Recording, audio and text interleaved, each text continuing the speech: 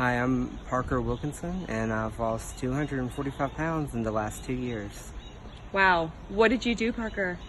I woke up one morning, decided to throw out everything in the fridge that I shouldn't have, from the ice cream to the cookies to the chips, and sat down and drank a whole bunch of water and started taking supplements and putting vitamins in my body and focusing on low calorie, low carb, and high protein.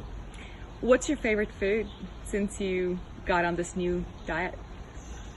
Food is not a favorite anymore. It's Wow. had to become some fuel.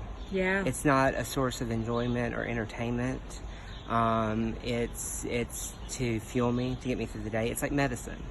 Which is exactly right. Food is medicine. And so, when friends want to go out to eat, there's got to be something more there, because going out to eat cannot be social gatherings. It has to be something that's for me, for my good.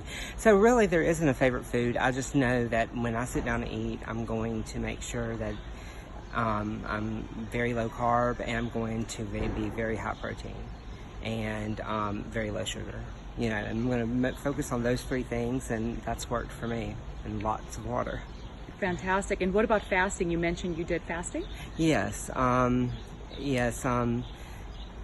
Just sometimes you feel a little bogged down after maybe a month of the same eating or 2 weeks of the same eating, and then you can take a day or 2 days and just cleanse, drink plenty of water, and get yourself back to a base point. Where your stomach kind of shrinks, and you're kind of more centered with being satisfied by smaller portions, and then you can go back to it again, especially since the way we live. I mean, we're not running around every day hunting and gathering and burning all that energy. So Except you just did the most amazing thing. All right, let's wrap up by tell everybody what you just did. I just did my first zip line in the Woo-hoo! desert. Last year I would have been 60 pounds over the weight limit. 2 years ago I would have been over 200 pounds over the weight limit to be allowed to do this. So I got to do this and enjoy this year, and I'll do it again. Fantastic. Any advice for someone else out there who wants to lose a ton of weight? There was a day when I had to wake up and say, I need to lose 300 pounds. And that was daunting. And then I had to say, you know what, I need to lose 1 pound. I need to lose 2 pounds. And I've got to get through Tuesday. I've got to get through Wednesday. And that's what you've got to do.